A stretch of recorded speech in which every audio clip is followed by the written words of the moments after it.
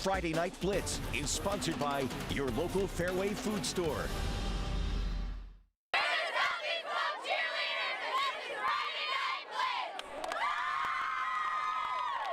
Welcome into Friday Night Blitz. I'm joined by Jake Brand. Now, Jake, we had an awesome game of the week this week, a little South Side versus East Side rivalry. Yeah, didn't have to go far from the station to get there. It was Des Moines East and Des Moines Lincoln, and they're split by the Southeast 14th Road in Raccoon River. So this game is played for bragging rights every single year, but recently it's been a little lopsided. Lincoln's won 5 in a row over the Scarlets, but is this the year the tide changes? Most rivalries are city versus city, but this game is a battle for territory in Des Moines. I think what makes them our rival is just the South Side versus the East Side. It's a real thing of, like, I'd say it's a friendly rivalry, but it's just a thing deep-rooted in history that we just kind of continue. I mean, not even football. It's just throughout all sports, basketball, baseball, swimming, anything. Every sport is rivalry with them. And a lot of these guys kind of intermingle together and know each other, and so for them, it's a lot of like bragging rights are on the line. It's not just the players and coaches who care about bragging rights. Southside pride, that is really prevalent throughout our community. I mean, our community rallies around our football program. They love their football program. The community support has been huge. I'm an East Sider, even though I didn't go to East, but the support from alumni and just from everyone wanting to get involved in the East program and wanting to see us do well, it's been tremendous. Yeah, on Fridays, that stand up there is packed. There's no open seats, no nothing. Everyone from the East Side's coming out Friday. It's great. I love the community. I wouldn't trade it for the world. The whole community comes out and backs us up for Friday nights, so I love it. In the future, it sounds like these schools will be playing for even more. We should create a trophy to, the winning team gets to, have at their school for that week, and he was all about it, so that's something that I know that we want to try to get going. If the outcome was determined by confidence ahead of the game, this would be a tie. It'd be really nice to just be able to say I beat our rivals every year, and I'd really like to beat them on my senior year. They're really cocky.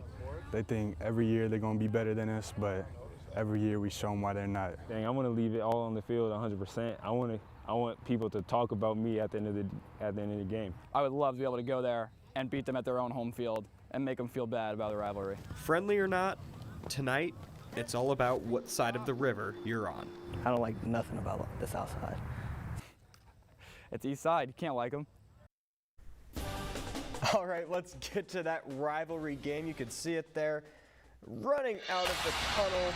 Pre-game, we've got the Scarlets of Des Moines East. First half, Demetrius Hilson told me he's a receiver, but he's taken snaps as running back, runs in for the touchdown. East goes for 2, and they're up 8-0.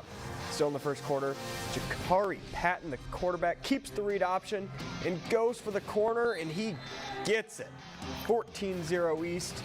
They pile on in the second quarter. Patton again on the rollout, and he heaves it for Daniel Zway, and Zway goes up and gets it. D-back kind of covers it, but what a catch, 20-0 East. Lincoln comes back a little bit. They take the kickoff to the house and get the ball back to David Wesley to punch it in. 2014, we've got a game, but still in the second quarter. Patton again on the bootleg. Seems to be where he's comfortable. Finding Zway over the middle, he's able to bobble it, but hauls it in, and he goes in for the score. East goes up 28-14 and wins our game of the week, 32-21.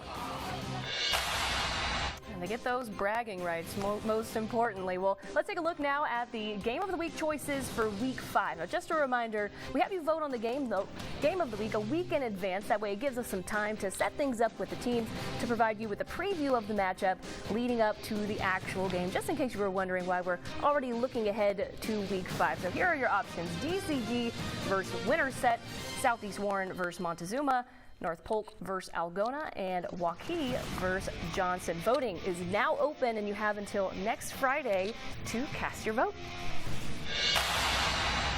Well, let's head to our matchup between Dowling and Ankeny. An enthusiastic Ankeny team enters the stadium with lots of students in the stands, some help from their marching bands there. After receiving the opening kickoff, Dowling is able to reach the 49-yard line on a third down with 6 to go. And Dowling QB Jackson Smolik passes it toward the sideline into the hands of Cooper Nicholson, who takes off like a rocket with several Ankeny defenders giving chase, but they couldn't keep up with him, and Dowling is the first to score. But PAT is good. Dowling 7, Ankeny nothing. But Ankeny's turn here on a 4th and 3 on Dowling's 28-yard line. They go to the first down, get the first down rather, and Ankeny's J.J. Cole takes the snap and is going to throw the ball to Maddox Ward, avoids a couple of defenders, taken down, but a gain of 7. Looks like we're a little off at our highlights there, but Dowling is going to win this game over Ankeny, 17-10, your final there.